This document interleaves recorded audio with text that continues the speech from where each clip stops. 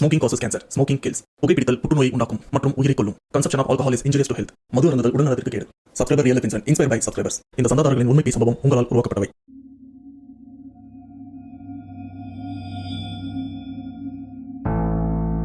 அன்னைக்கு ஒரு நாள் எனக்கு சடனாக ஒரு காலம் வந்தது. எடுத்து பார்த்தா என்னுடைய சொந்தக்காரங்களை ஒருத்தவங்க ஃபோனும் பண்ணியிருந்தாங்க. என்னடா அர்த்தராத்திரியில் கால் பண்ணுறாங்களே அப்படின்னு ஏதோ அவசரம் போலன்னு நானும் ஃபோன் எடுத்து பேசினா அந்த சைடில் என்னோட சொந்தக்காரங்களை ஒருத்தவங்க இறந்து போயிட்டாங்க அப்படின்ற ஒரு தகவல் எனக்கும் சொல்கிறாங்க. கேட்கும்போது ரொம்பவே கஷ்டமாக இருந்தது. இதனால் நானும் என் மனைவியும் அன்னைக்கே கிளம்பி சம்மந்தப்பட்ட சொந்தக்கார வீட்டுக்கும் போகிறோம். அண்ட் அங்கே போயிட்டு அந்த இறுதி சடங்கெல்லாம் முடிச்சுட்டு அப்படியே கொஞ்சம் இருந்துட்டு அங்கேருந்து கிளம்பி வீட்டுக்கும் வரோம். பட் அப்படி வந்ததுக்கு அப்புறம் தான் எங்களுக்கு பிரச்சனையே ஆரம்பிக்குது. அதுக்கு காரணம் அந்த இடத்துல மறந்து போய் ஒரு விஷயத்த பண்ணிட்டோம். அதை மறந்து போய் பண்ணோமா இல்லை தெரியாம பண்ணோமா அப்படின்னு கூட எங்களுக்கும் தெரியல. அதனால அங்க இருக்கிற அந்த ஆன்மா எங்களை துரத்திட்டு வந்து படாத பாடுபடுத்திருச்சு அப்படின்னு நம்ம சப்ஸ்கிரைபரில் ஒருத்தவங்க அவங்க லைஃப்பில் நடந்த ஒரு பேய் சம்பவத்தையும் நமக்கும் ஷேர் பண்ணியிருக்காங்க. அதுவும் இறுதி சடங்குகள் நடந்த அமானுஷ சம்பவம். அதை பற்றி தான் இன்றைக்கி நாம் தெளிவாக பார்க்க போகிறோம். அதுக்கு முன்னாடி இந்த மாதிரி பேய் சம்பவம் உங்கள் லைஃப்பில் நடந்திருக்கா? அப்படி நடந்ததுன்னா அது நீங்கள் என்கிட்ட ஷேர் பண்ணணும்னு நினச்சிங்கன்னா டிஸ்பிளேல தெரிகிற இந்த வாட்ஸ்அப் நம்பருக்கு உங்கள் லைஃப்பில் நடந்த அந்த பேய் சம்பவத்தை ஒரு வாய்ஸ் நோட்டாக எனக்கு நீங்கள் ஷேர் பண்ணுங்கள். அப்படி நீங்கள் ஷேர் பண்ணது உண்மை சம்பவம் உண்மையிலே தெரியலங்க அந்த நான் கண்டிப்பாக நம்ம சேனலில் போஸ்ட் பண்ணுறேன். ஸோ அவராக பேசாமல் வீடியோவில் போகலாம். நீங்கள் நம்ம சேனல் புதுசுனா மறக்காம சேனல் சப்ஸ்கிரைப் பண்ணுங்கள், பெல் பட்டன் கிளிக் பண்ணுங்கள். இப்போ நம்ம வீடியோவில் போகலாம்.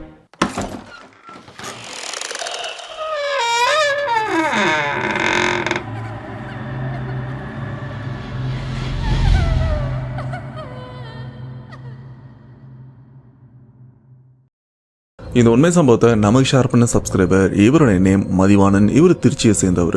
அண்ட் இந்த திகில் பேய் சம்பவம் மதிவாணன் இவருடைய வாழ்க்கையில் நடக்கல, இவரோட அம்மா அப்பாவுக்கு தான் நடந்திருக்கு. அப்போ மதிவாணன் இவர் ரொம்பவே சின்ன பையன். சொல்ல போனா 18 வருஷத்துக்கு முன்னாடி தான் இந்த ஒரு சம்பவமும் நடந்திருக்கு. சரியா 2018 அந்த சமயம் மதிவாணன் இவரும் ரொம்ப சின்ன பையன். அண்ட் வீட்டில் அம்மா அப்பா இவங்க வழக்கம் போல வேலையெல்லாம் முடிச்சுட்டு வீட்டுக்கு வந்திருக்காங்க. அப்படி சாப்பிட்டுட்டு தூங்கலான்னு போது அந்த அர்த்தராத்திரியில் அப்பாவுக்கு ஒரு ஃபோன் காலும் வருது. அந்த சமயம் 18 வருஷத்துக்கு முன்னாடி அப்படின்னும் போது அந்த சமயம் இந்த பேசிக் கீபேட் மொபைல் தான் இருக்கும். ஸோ அந்த மொபைல் தான் அவரும் யூஸ் பண்ணியிருந்துக்காரு. அதில் அவங்க சொந்தக்காரங்களும் கால் பண்ணுறாங்க.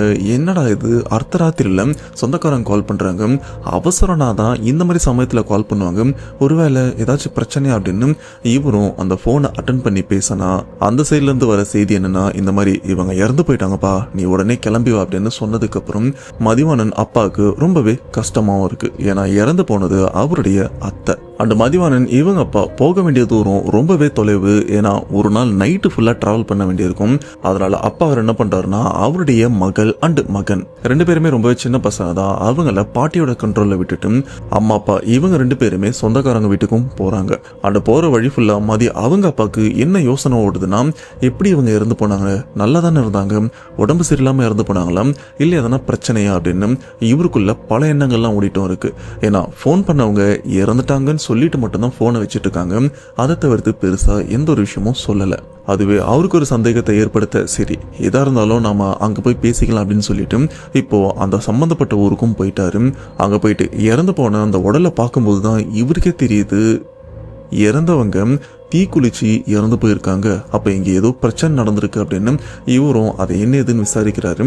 பட் அது குடும்ப பிரச்சனை அப்படின்றதுனால அதை பத்திலாம் நமக்கு எதுவும் சொல்லல. இப்படியே இறந்தவங்களுக்கு அந்த இறுதி சடங்கு அது எல்லாத்தையுமே முடிக்கிறாங்க. அதை முடிச்சுட்டு அந்த சம்பந்தப்பட்ட சாவு வீட்டுக்கு வரத்துக்கே நைட் ஆயிருது. இப்ப அங்க இருந்து கிளம்பி திருச்சிக்கு வரணும்னா இன்னும் லேட் ஆகும் அப்படின்றதுனால அவங்க சொந்தக்காரங்க என்ன சொல்றாங்கன்னா, எப்பா நைட் ஆயிடுச்சு, இந்த டைம்லாம் நீங்க கிளம்ப வேண்டாம், இருந்து காலையில கிளம்புங்க அப்படின்னு சொல்ல மதியம் அவங்க அப்பாவும் அம்மாவும் சரி பசங்களை தான் பாட்டி பார்த்துட்டு இருக்காங்களே, எந்த பிரச்சனையுமே இல்லை, நாம காலையிலே கிளம்பலாம் அப்படின்னு சொல்லிட்டு இவங்க 2 பேருமே அன்னைக்கு நைட்டும் அந்த சாவு வீட்டில் தான் தங்குறாங்க.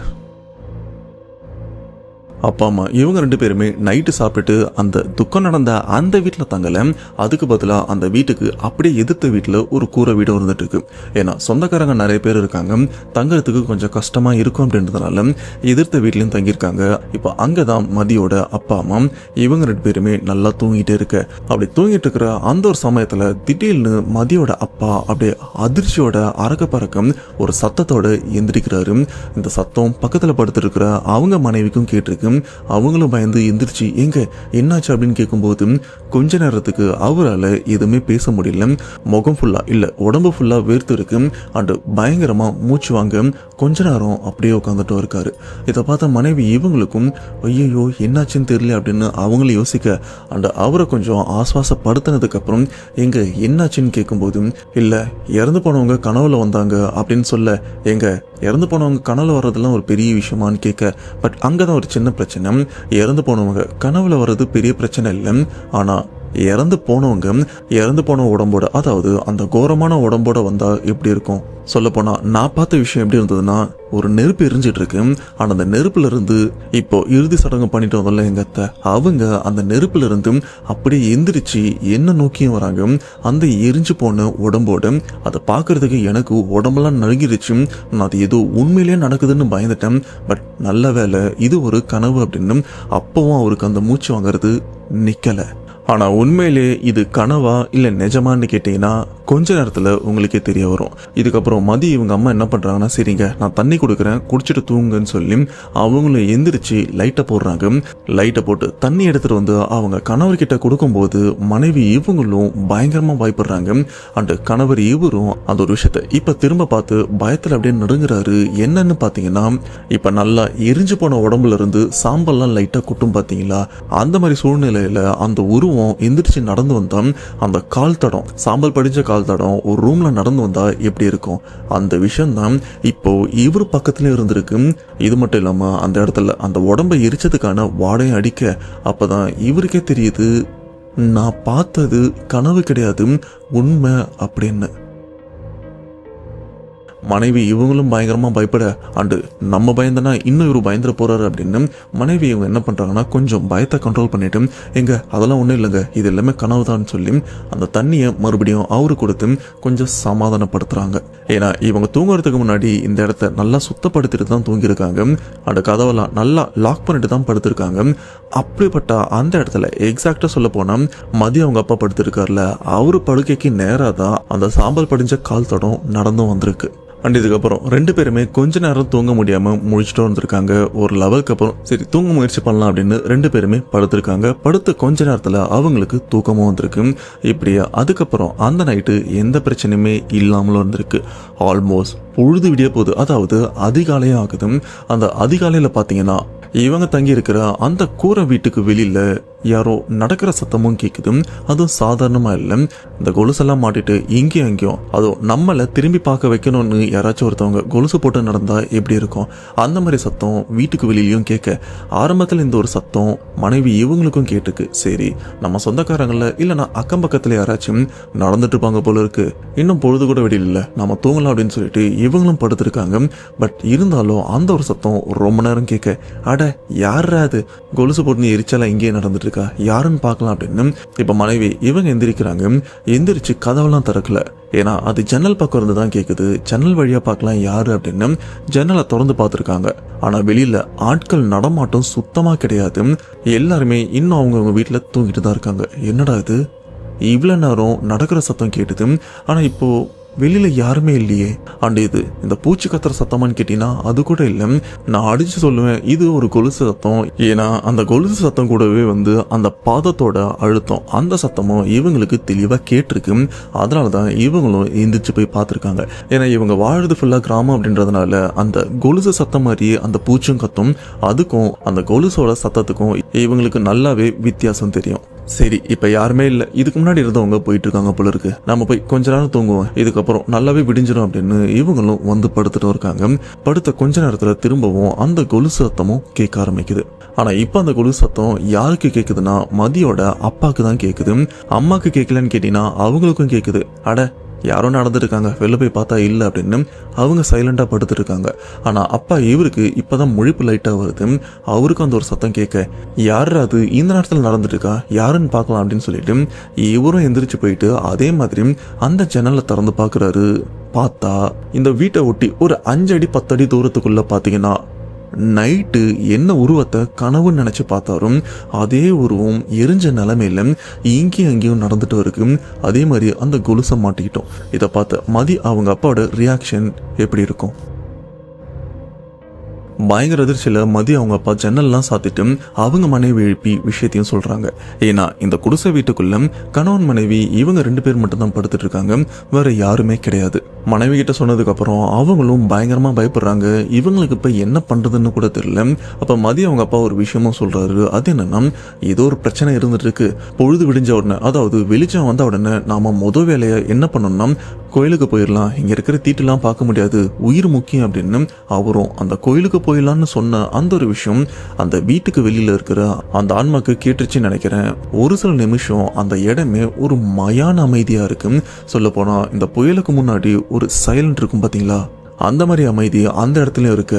திடீர்னு அந்த குடிசை மேல யாரோ ஒருத்தவங்க எகிரி குதிச்சா மாதிரியும், குதிச்சது மட்டும் இல்லாம அந்த குடிசையில இங்கேயும் அங்கேயும் ஓடிட்டும் இருக்காங்க.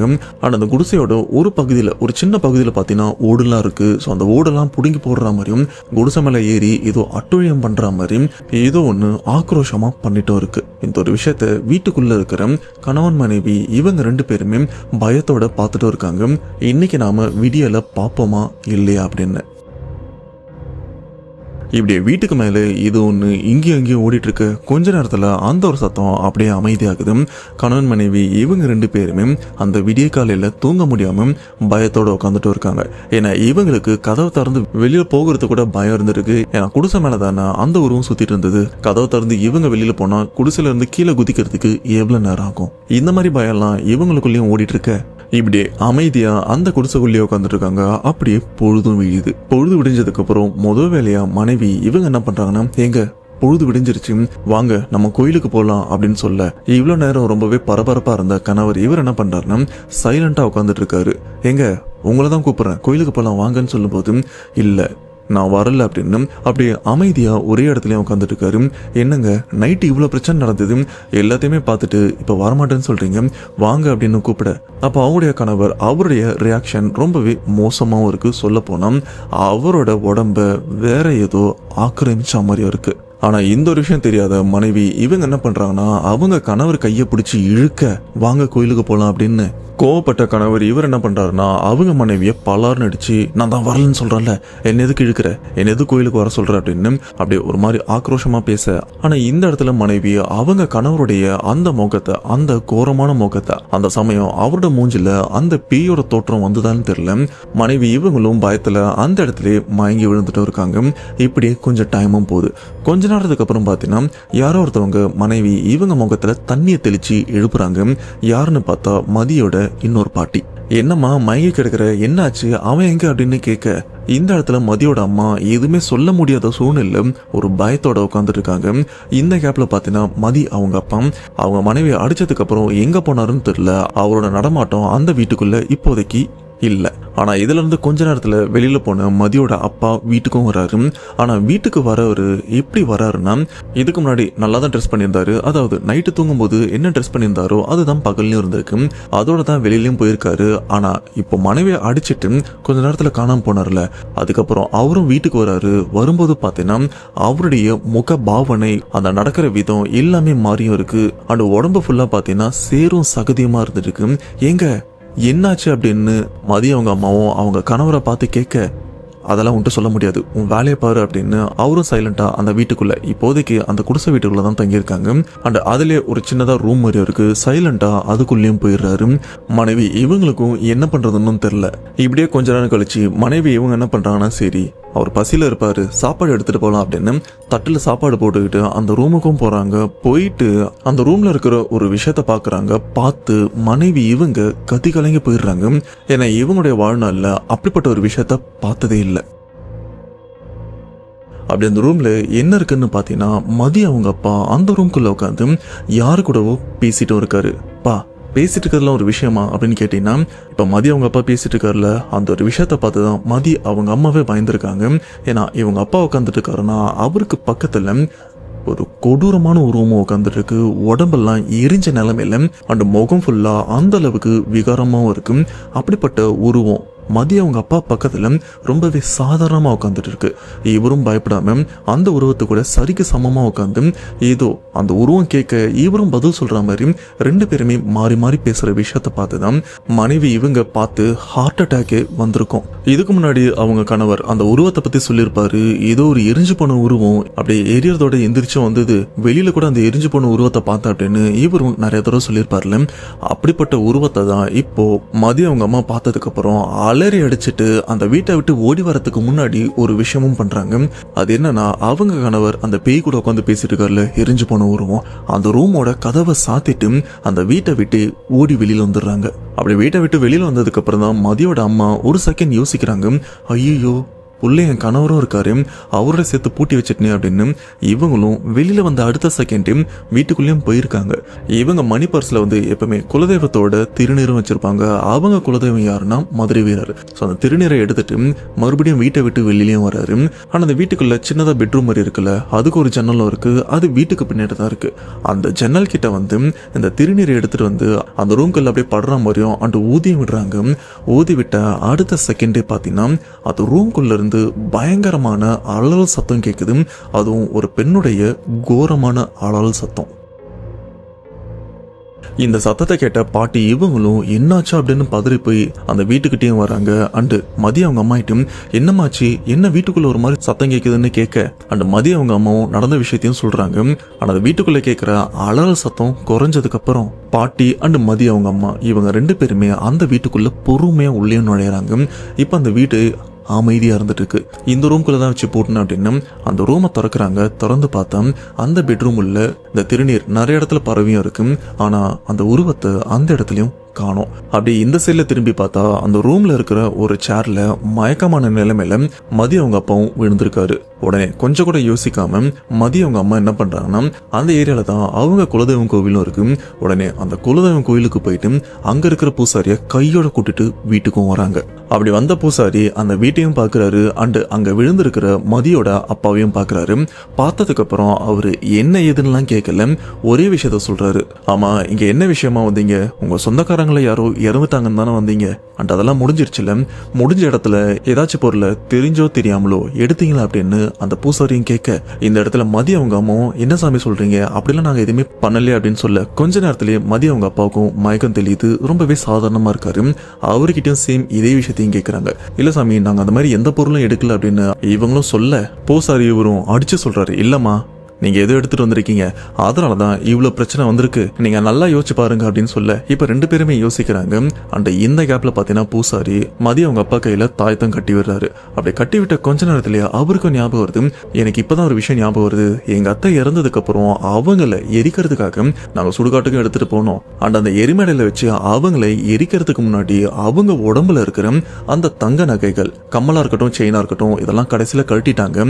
அதுல அந்த தோடு அந்த கம்மலை மட்டும் என்கிட்ட கொடுத்து வச்சாங்க. இது நீங்க வச்சிருங்க, நான் அப்புறமா வாங்கிக்கிறேன் அப்படின்னு. அண்ட் கொடுத்தவங்களும் மறந்துட்டாங்க.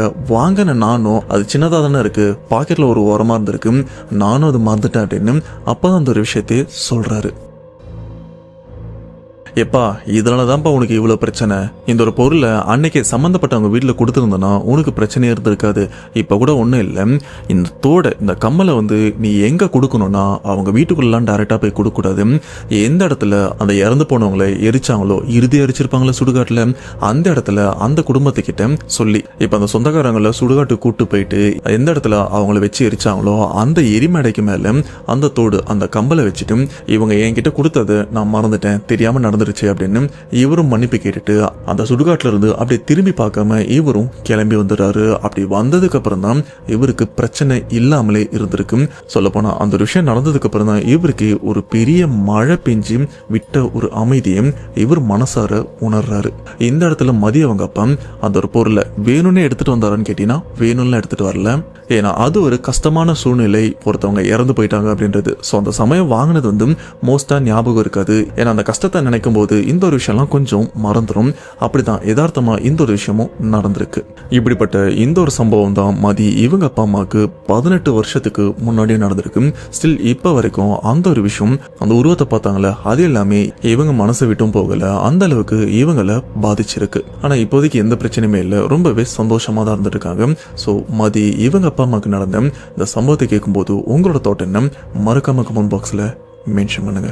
அவ்வளவுதான் மக்களே, சம்பவம் ஓவர். கண்டிப்பா இந்த ஒரு சம்பவம் உங்களுக்கு பிடிச்சிருக்கும் அப்படின்னு நம்புறேன். அந்த சம்பவத்தை பத்தி உங்களோட தாட் என்ன, மறக்காம கமெண்ட் பாக்ஸ்ல மென்ஷன் பண்ணுங்க. இது மட்டும் இல்லாம பேக் டு ரிவெஞ்ச் சேனல் உங்க ஃப்ரெண்ட்ஸ் அண்ட் ஃபேமிலிக்கு மறக்காம ஷேர் பண்ணுங்க. ஷேர் பண்ணது மட்டும் இல்லாம சப்ஸ்கிரைபும் பண்ண சொல்லுங்க. அப்பதான் நான் போஸ்ட் பண்ற வீடியோ உங்களுக்கு ஆன் டைம் வந்து சேரும். ஸோ நெக்ஸ்ட் இன்ட்ரெஸ்டிங்கான வீடியோல கண்டிப்பா உங்களை வந்து நான் மீட் பண்றேன். அதுவரை உங்கள் மீது விடைபெறுவது உங்கள் நான். பாய்.